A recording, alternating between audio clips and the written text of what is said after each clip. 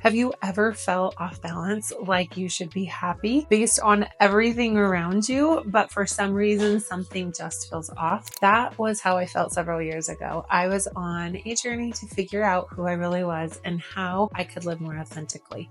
Do you ever wonder if you're living in alignment with what truly matters to you? If so, you're not alone. I'd love to share with you my experience. In my search for clarity, I tried several personality tests to pinpoint my strengths and my weaknesses. But the real breakthrough came when I read Train Your Brain for Success by Roger Sykes. His book walks you through an eye-opening process to identify your core values, and it makes a huge difference. At least it did for me. Once I pinpointed my core values, everything started to make sense. Why I felt disconnected or off at times, and what I needed to do to realign with those values. It turns out that gratitude is one of my personal core values. Once I figured that out, I realized that whenever I felt out of sync, it wasn't because something was necessarily wrong. It was just because I had drifted away from some of my gratitude practices. A simple shift back to expressing gratitude, whether through journaling, meditation, or even a quick mental list of things I'm thankful for, helps me to feel grounded again. Here's the interesting part. Recognizing shared values has also deepened my connection with family, friends, and coworkers. Have you ever noticed that the people you feel most connected to often align with what's most important to you? It's like finding a secret thread that weaves meaningful relationships together.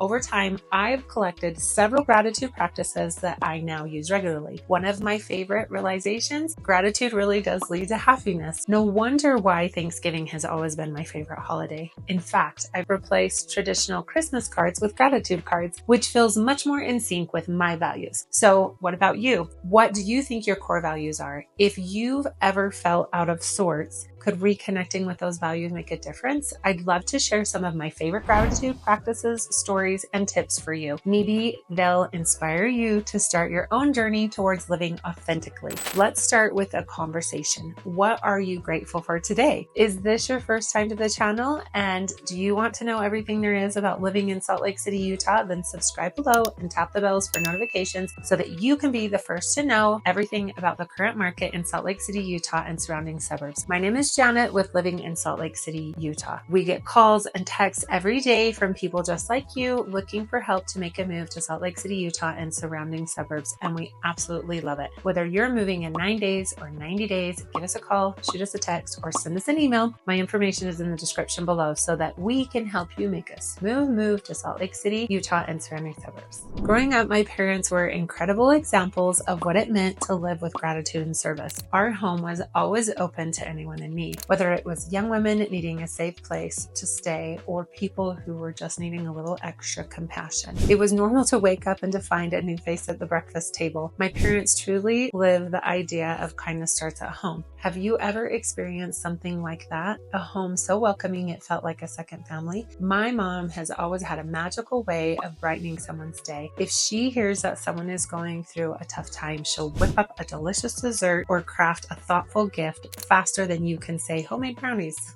Her baking, divine, and my parents, they make friends everywhere they go. Seriously, whether it's at the grocery store or halfway across the world, they come back from every trip with new friends. How do you feel about meeting new people on trips? Do you dive right in or keep it to yourself? One of my favorite childhood memories is the way my parents gather people together. We had a family tradition of hosting food and games night, and friends were always welcome to join. Sometimes guests would bring guitars and we'd enjoy live music. Other times we'd dress up just for fun and everyone would bring their favorite dish to share. It was always a little chaotic, but filled with laughter and joy. I still have college friends who tell me how much they miss those parties at our house. What's the most memorable get-together that you've ever attended? One lesson that stuck with me is how gratitude can create a ripple effect. My parents didn't just give, they also taught us how to express thanks for everything we receive. My mom is a big believer in handwritten handwritten note cards. If someone gives you a gift or does something nice for you, a heartfelt note is a non-negotiable. Even now, if I give her a gift or do her a favor, I'll receive the most beautiful note of thanks in return. It's a tradition I want to pass down to my children because taking a moment to say thank you can spread so much joy. Do you still write handwritten thank you notes, or have you found another way to express gratitude? At the end of the day, my parents showed me that sharing what we have, whether it's time, talent, kindness, is one of the greatest ways to express gratitude. And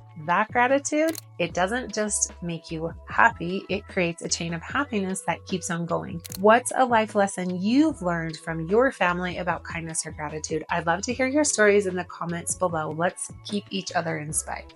Have you ever tried keeping a gratitude journal? It's one of the simplest habits, but trust me, it's surprisingly powerful. Over the years, I've experimented with different journals, prompts, and routines, searching for the best practice to make it a daily habit. But the core idea stays the same. Every day, I spend just a few minutes writing down things I'm grateful for. And here's the cool part. Physically writing it down makes all the difference. There's something about putting pen to paper that sparks a connection in the brain, boosting happiness in a way that thinking alone just can't match. But let me tell you about a twist I added to my practice that completely changed things for me. When my dad was getting ready to retire, I started worrying about how he might feel after stepping away from work. I had heard that retirement can sometimes bring feelings of depression or loss of purpose, and I did not want that for him. Then it hit me, why not bring him into my gratitude practices? So we started something simple, a daily gratitude check-in. Every day, we each write out a list of things that we're grateful for,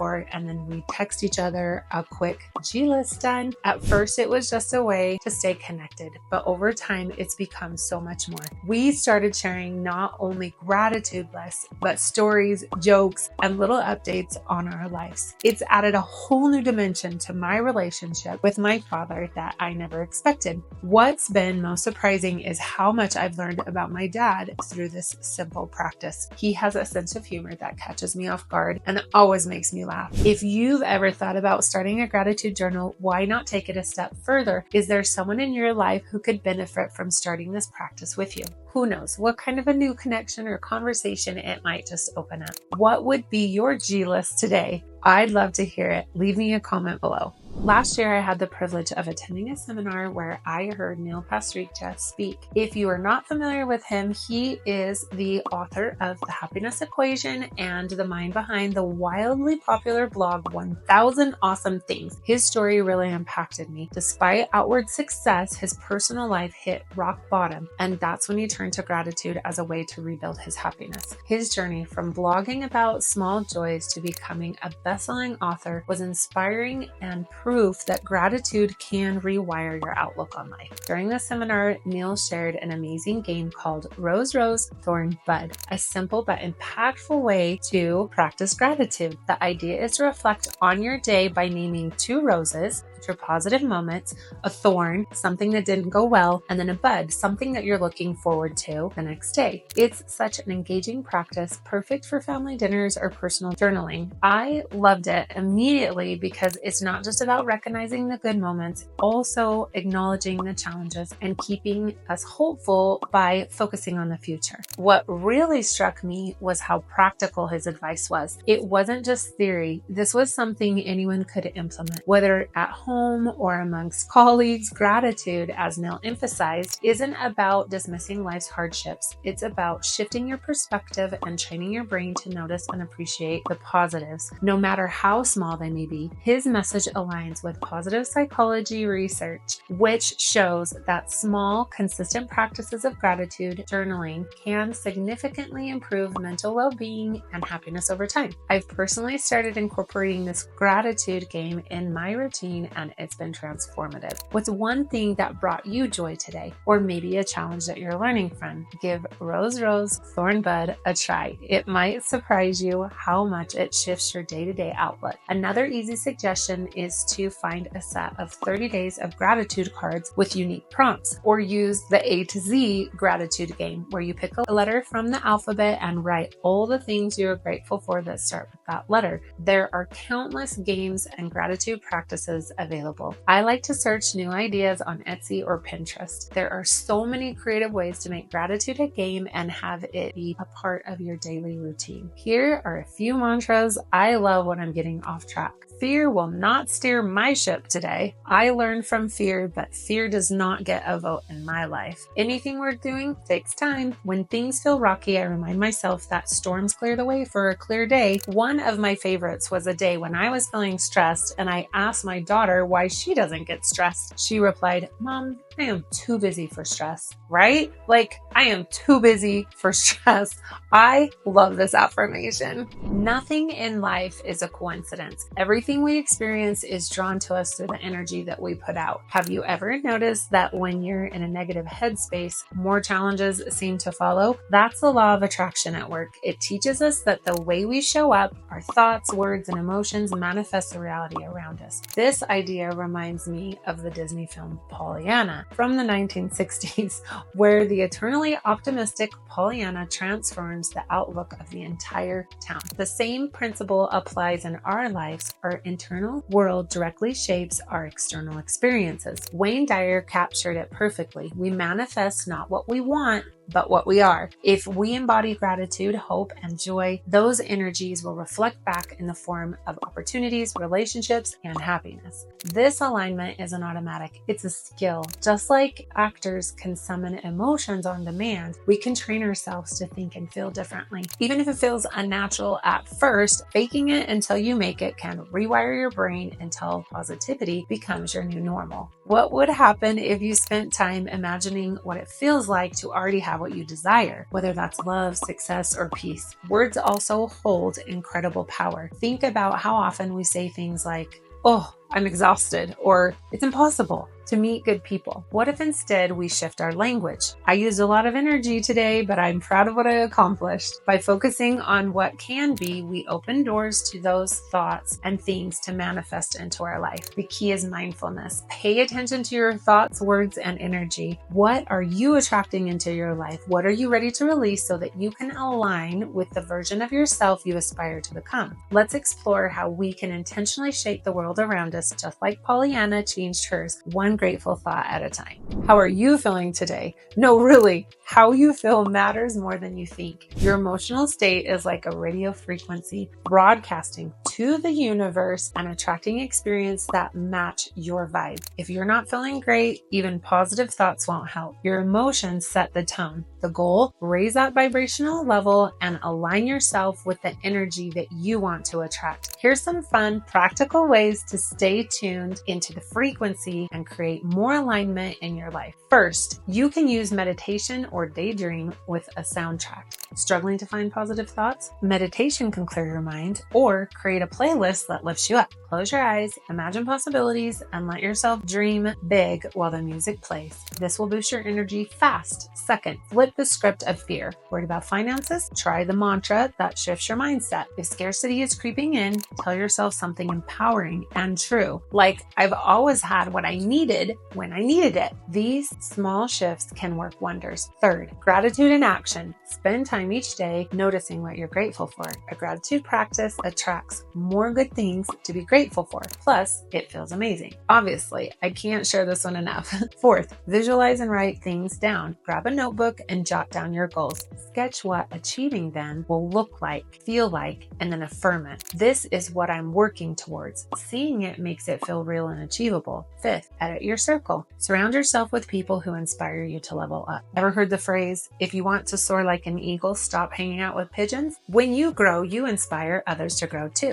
Sixth, release your timeline. The magic happens when you stop obsessing over when things will come to fruition. Let go of the outcome and trust the process. Everything happens at the right time. 7th, move and take action. Don't just wait for things to happen. Get moving. Exercise raises your energy and action makes momentum keep going. As they say, meet the universe halfway. What vibes are you putting out today? If life isn't quite where you want it to be, don't stress. Start small. Choose one thing that raises your vibration and roll with it. Your words, thoughts, and actions shape your world. So what are you ready to attract next? I have a friend who runs a flower shop, and one day she received a special order that really stuck with me. A woman sent flowers to a friend along with a beautiful sun catcher. And though we don't know exactly the occasion, the message feels universal. The note read, "May this sun catcher serve as a reminder that change is an essential part of your journey. Just as sunlight transforms each crystal into a spectrum of color, may you embrace the shifts in your life and allow them to brighten your path." It continued with a heartfelt reminder about releasing what holds us back and welcoming new possibilities with grace and trust. This message really made me think.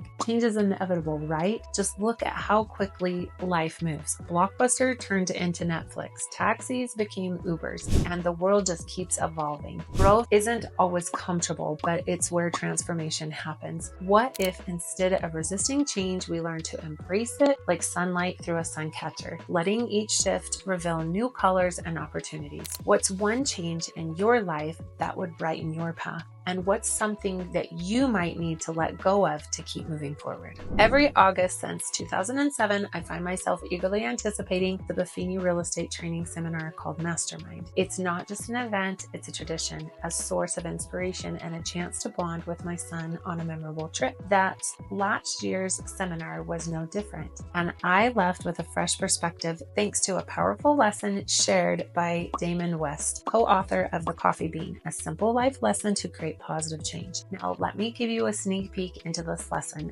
that everyone's buzzing about. Imagine this. You face the boiling water of life's challenges. What do you become?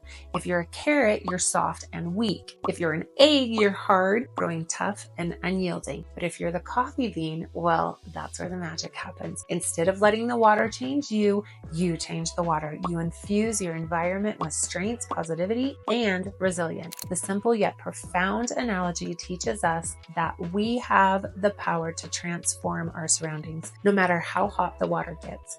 It's a lesson that resonates deeply with me, and I'm excited to carry it forward with my life and work. So, are you ready to be the coffee bean? Let's brew up some positive changes together. This story, filled with humor and lightheartedness and a powerful message, is just a taste of the insights that I gain each year. If you're interested in learning more about the transformation of the power of the coffee bean, I highly recommend checking out Damon West and John Gordon's book. It's a quick inspirational read that can shift your mindset and your life. Melody Beattie said, "Gratitude unlocks the fullness of life. It turns what we have into enough and more. Gratitude makes the sense of the past, brings peace for today, and creates a vision for tomorrow." Another great quote by a wise person said, "The joy we feel has little to do with our circumstances and everything to do with our thoughts." As humans, we all have a desire to feel happy. This isn't always possible, but we can always find something to be grateful for. And research has shown that grateful people sleep better, have better relationships. They also have greater resolve towards achieving their goals. They show more compassion and kindness and are overall more happy. So here's a parting challenge. Scroll through your camera roll from last Thanksgiving to today. What memories made you smile? What moments filled your heart? Write down your top 10 favorites. What would be on your list? I'd love to hear. Take a moment to sit in gratitude, relive those moments, and let the joy carry you into the holiday season. Let's carry on the tradition of daily gratitude practice. Share with me in the comments below your best practices.